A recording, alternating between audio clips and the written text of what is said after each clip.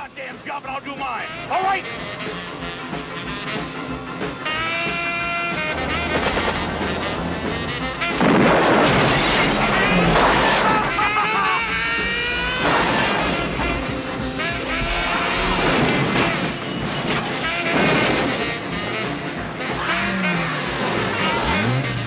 Fucking A!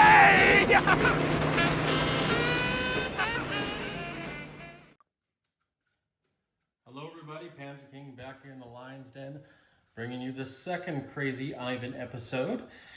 I've been wanting to do this for a while, but of course there's been a war on, so I haven't had much time. But this is my interpretation or my thought process when it comes to Iran. Previously we did Mongolia. Is it worth the Russians taking Iran, or is it not? In this game, you can argue it both ways. Right now, currently in Operation Skyhook, it's not too great for the Axis. Sorry, it's actually really good for the Axis, but it's not too great for the Allies. Currently, the Allies are really suffering in this game, and we won't need to address too much further, but the Axis are doing quite well. So much, in fact, that we have on the left side of the screen here, we have the Italians right here occupying Transjordan and a whole lot of other territories in Egypt and southern Egypt as well, and Nubia. However, the Russians did see an opportunity, and they have seized Iraq, being a red city, and playing the elite of the Soviet Union. Any units that capture it get awarded the Order of the Red Banner, which is what you see with the red rings there. And currently on the lower part of your screen down here, you see Japan starting to take over India. And we'll go over that in a bit, but I don't want to make this episode too long. But right now, if the Russians had not taken Iran or Iraq in this game, it is very plausible that perhaps the Japanese and or Italians might have. So is there merit for the Soviets being bad boys, so to speak, and taking out neutral countries like Mongolia? Perhaps even Afghanistan, even if it's not worth anything, Iran, Finland, and so on and so forth. I think there is. I think there is for a lot of reasons, but the main thing is because they can, and they need something to do, for the most part, to get their morale up as soldiers of war. Secondary, and people might argue this is the first thing, is for income. And I think it is good for income, but you're also expanding your frontier, right?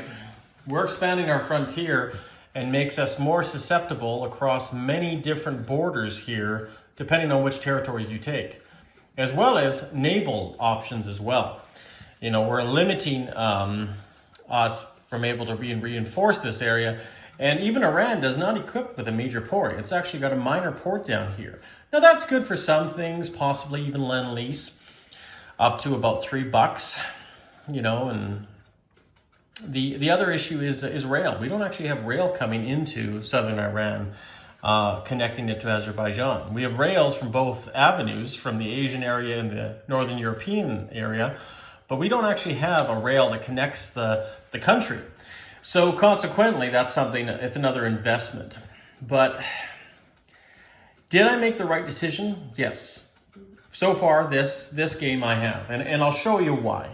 Because right now, I've been able to halt the Italians' aggression, moving into Iraq, but also it gives me a pivot point by doing what I did earlier on in the game and making a major factory there in Transcaucasia.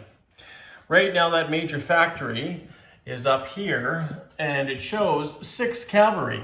And this cavalry, being able to move 2 through mountains, is able to reinforce Iraq or able to reinforce any areas that might be threatened by the Germans right now. So it gives the Soviets options.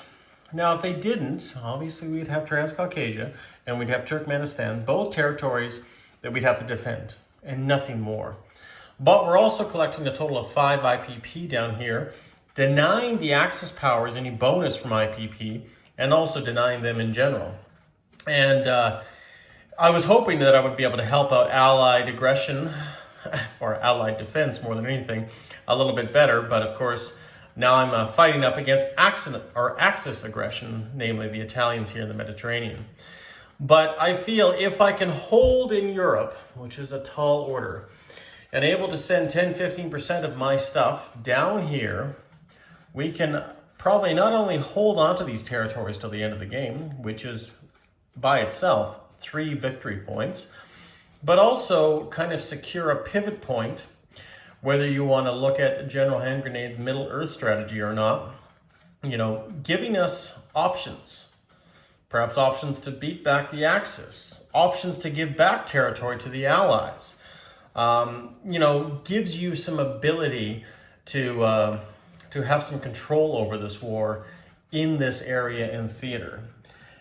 I think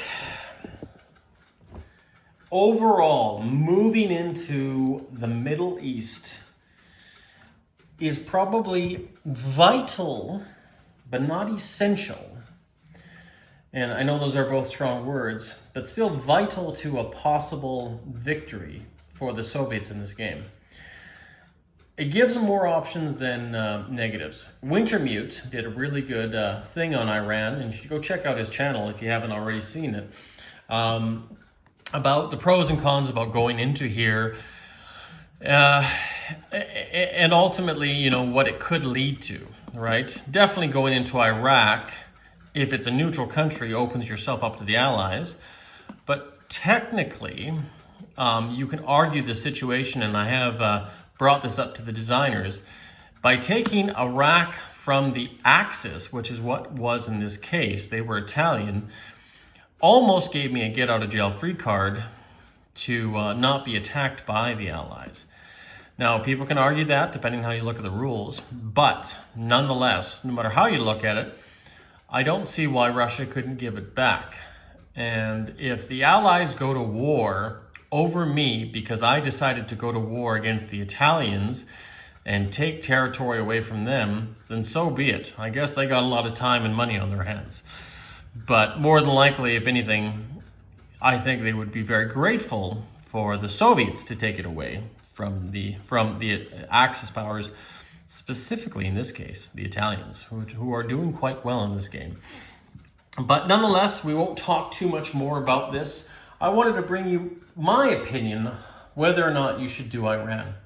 Mongolia could be arguable, but definitely Iran serves a certain ability for the Soviet Union to project threat and to preserve victory points in this theater. But the downfall, always keep in mind, is you're now opening yourself up to more threats and more invasion and spreading your forces. And my final note, just like in the African theater, when you had Rommel trying to move forces across northern Italy and to defeat the British in Trebuk, and then of course you had, at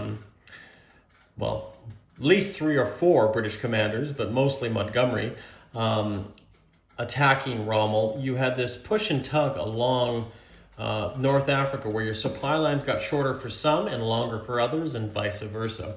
Well, same here with Russia. You got to keep that in mind too, and that's why I've elected cavalry to reinforce these areas quicker than others. You got desert, which you go down to 1 for crossing, and you also got the mountains, right? So this has to be very select on how you do it. And you can also even build a minor factory in Iraq, but Transcaucasia, putting a major factory there, I think is a very vital thing since it is pretty much the most valuable territory on the board for the Soviet Union. So anyways, guys, thanks for joining for another Crazy Ivan episode, and we will see you guys again.